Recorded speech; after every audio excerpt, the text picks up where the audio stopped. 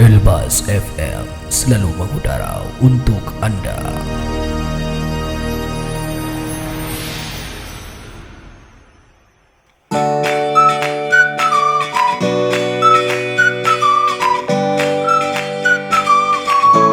Juga mungkin dalam satu kajian lain mungkin disebutkan 5. Maaf, jadi ada juga yang mungkin yang menganggap misalnya Syiah di satu sisi juga menjadi satu mazhab ya, yang memberikan kontribusi pemikiran positif memang selagi memang yang positifnya yang kita ambil gitu. Jadi ada Malikiyah, ada Syafi'iyah, kemudian Hambaliyah, kemudian Hanabilah ya. Hanabilah sama Hambali ya. Oke, Hanafiyah maksud saya ya. Ini hati-hati ya, kalau memang bicara fikih ini memang agak repot ya. Takut bukan takut kita kalau fikih ini kan bicara hukum. Jadi memang kalau ada yang nanti salah atau apa boleh dicermati ya, tidak menutup kritisi juga. Boleh nanti dikomentari di kolom komentar podcast ya, mungkin ada yang salah membaca atau apa, mungkin khilaf. Boleh, jadi terbuka saja kita, intinya gitu, terbuka ya, sama-sama memberi ilmu. Ada yang mau ditanyakan kembali, atau mau di-share juga ke kita, boleh di kolom komentar kita. Betul sekali. Ya, di part ini kita akan lanjutkan dengan rukun dan syarat jual beli ya, rekan Ayu. Tapi sebelumnya mungkin boleh kita jemput kembali ya untuk pengertian jual beli itu, karena terakhir kita membahas tentang menyinggung mazhab itu ya. Iya, ada beberapa pengertian dari mazhab. Iya. Jadi di sini juga bisa disampaikan bahwa dalam kaitannya dengan jual beli ini, menurut ulama, nah ini diambil ulama Malikiyah ya di sini ya, ulama Malikiyah, bahwa ada 2 macam jual beli ya. Ada jual beli yang bersifat umum dan jual beli yang bersifat khusus ya. Jadi ada sifatnya umum, ada sifatnya khusus. Nah, kalau jual beli dalam arti umum itu adalah suatu perikatan tukar menukar sesuatu yang bukan kemanfaatan dan kenikmatan. Wah, ini berbicara manfaat dan nikmat ya, kata kuncinya ya. Jadi itu jual beli dalam arti umum. Nah, sementara kan perikatan itu sendiri kan artinya adalah akad yang mengikat kedua belah pihak ya. Tukar menukar adalah salah satu pihak menyerahkan, ingat lagi yang kemarin itu yang sebelumnya, bahwa tukar menukar adalah salah satu pihak menyerahkan ganti penukaran atas sesuatu yang ditukarkan oleh pihak lain. Dan sesuatu yang bukan manfaat itu artinya bahwa benda yang ditukarkan adalah zat ya, zat yang berbentuk dan berfungsi sebagai objek penjualan. Jadi bukan manfaatnya atau bukan hasilnya. Nah, ini pengertian jual beli dalam arti secara umum. Ya. Jadi sekali lagi suatu perikatan tukar menukar sesuatu yang bukan kemanfaatan dan kenikmatan. Jadi secara umum gitu, seperti itu.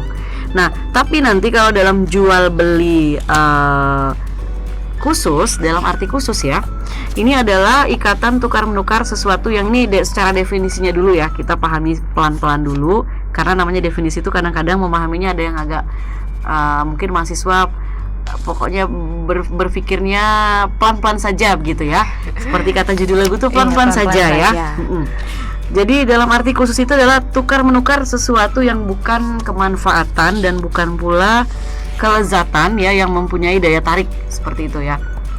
Penukarannya bukan di sini dijelaskan, penukarannya bukan emas dan bukan pula perak. Bendanya itu bisa diwujudkan atau direalisasikan ya, dan ada seketika atau tidak ditangguhkan. Kemudian tidak merupakan utang, baik barang itu ada di hadapan si pembeli maupun tidak. Kemudian barang yang sudah diketahui sifat-sifatnya atau sudah diketahui terlebih dahulu. Jadi kalau khusus itu penjelasannya lebih spesifik lagi. Jadi kalau khusus ya berarti segala sesuatunya harus ada di tempat, barangnya bisa dilihat. Ya.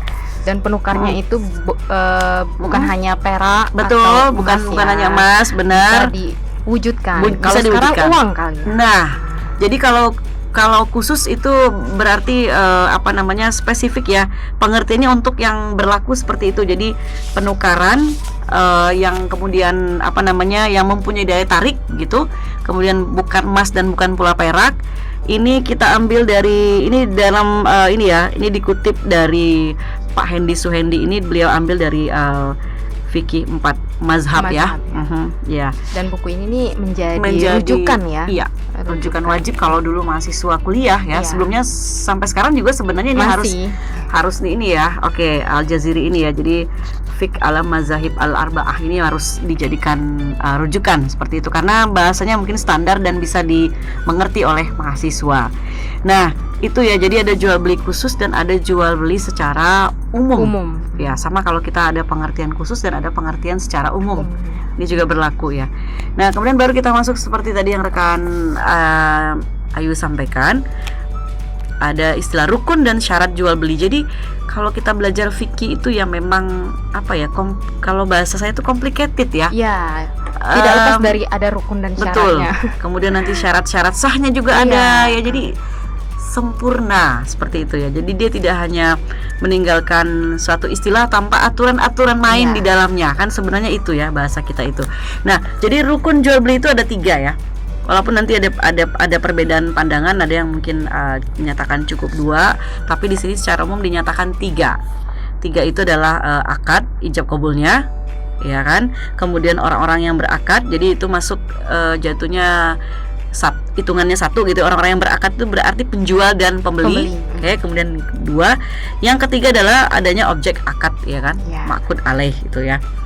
Nah, jadi rekan setia dan rekan setia podcast Elbas dan juga para mahasiswi yang mengambil mata kuliah fikih muamalah, bahwa pengertian akad ini juga harus kita pahami dulu. Ya, bukan ya akad kan? nikah ya. Nanti diartikan akad nikah. Iya, tapi termasuk juga kan itu akad juga ya kan? Juga, akad ya, tapi yang kita maksud di sini adalah akad dalam konteks jual beli ya. Oke. Mungkin bisa dicontohkan ini, Bu. Oke. Sebelum dicontohkan harus diingat dulu bahwa akad itu kan adalah ikatan. Ya. Nah, ikatan ya. Ikatan kata antara penjual dan pembeli. Ingat, ikatan kata. Wah, bukan ikatan hati, bukan ikatan cinta. Ups, itu judul sinetron ya.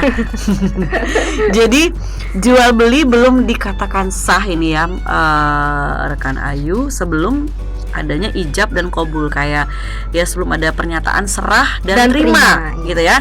Jadi bahasa singkatnya kan serah terima. Ya. Ada yang satu menyerahkan, ada yang menerima. Ijab qabul bahasa agamanya gitu. Nah, jadi jual beli itu belum dikatakan sah kalau belum ada ijab qabul dilakukan, karena ijab qabul ini menunjukkan adanya kerelaan atau keridoan ya, keridoan. Nah, jadi pada dasarnya lanjut lagi nih ya, pada dasarnya kan ijab qabul itu biasanya dilakukan dengan lisan ya. Oke. Tetapi kalau tidak mungkin, nah ini kan banyak sarana sekarang ya. Jadi kalau dulu ingat zaman-zaman waktu saya masih kuliah gitu ya Yu ya, mengkaji apa iya ijab qabul itu hanya cukup dengan lisan. Waktu itu mungkin belum berkembang sarana-sarana lain gitu ya. Tapi sudah mengemuka bahwa ijab qabul itu kalau tidak memungkinkan boleh, misalnya bagaimana kalau orangnya bisu misalnya begitu kan, atau yang lainnya, maka itu boleh ijab qabulnya dengan surat menyurat seperti itu kan ya, tertulis ya kan, yang mengandung arti ijab dan qabul ya. Jadi fleksibel sebenarnya saja. Ya. Kalau sekarang kan belanja pun bisa melalui aplikasi. Betul. Ya. Itu juga sebenarnya dengan kita membuka, kita masuk ke aplikasi itu dan kita melakukan transaksi ya. Kita artinya kan menyetujui untuk melakukan transaksi di situ, berarti itu ya ijab qabulnya terjadi. Tapi dengan media misalnya digital ya, seperti itu. Jadi tidak hanya dengan melalui lisan saja. Iya, betul. Tapi ini pada hakikatnya, pada dasarnya seperti itu. Makanya memang begini ya rekan Ayu dan juga rekan Si, ada memang orang yang saking mungkin tekstualnya, jadi ya harus memang benar-benar ijab qabul lisan. Ada ya, pernah ya teman saya. Jadi tapi saya juga tidak harus tidak harus ya cuma senyum. Oke, dia mungkin masih tekstual atau tekstual sekali misalnya. Ya sudah, mungkin dia baru sah kalau dibunyikan secara lisan. Misalnya saya beli ya bukunya, misalnya saya beli ya buku ini seharga berapa misalnya, 20.000. Oke, dia minta tolong dong dikabulkan. Jadi balas gitu kan. Oke, saya jual atau saya serahkan gitu ya. Saya jual buku ini seharga 25.000 ya. Cash atau tunai. Oke, sah ya, gitu sah. Jadi semacam orang ini ada kelegaan tersendiri gitu ya. di transaksi yang masih manual, khususnya yang konvensional, artinya bukan berarti versus syariah ya, artinya di manual yang biasa terjadi ya dia lebih senang begitu ya. Tapi sepertinya kalau di kehidupan sehari-hari kita harus saya beli misalnya, apalagi kalau kita yang belanja di pasar, oke. Sepertinya akan memakan waktu akan memakan waktu. Tapi mungkin jadi kayak, kalau saya merasa seperti ada seninya juga ya itu ya. Jadi itu kearifan apa ya, mungkin dalam dia beragama atau apa itu ya, mungkin istilahnya.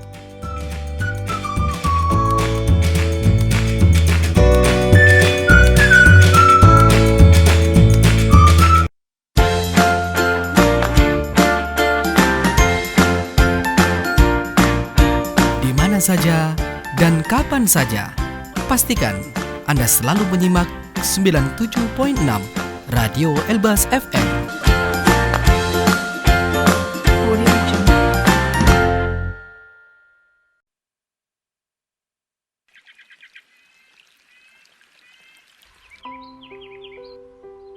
Kicauan ini terancam tak terdengar lagi karena saat ini hampir 250 spesies burung di Indonesia terancam punah. Mari kita hidup berdampingan dan melestarikan keanekaragaman hayati demi kehidupan anak cucu di masa mendatang dan mengurangi dampak perubahan iklim.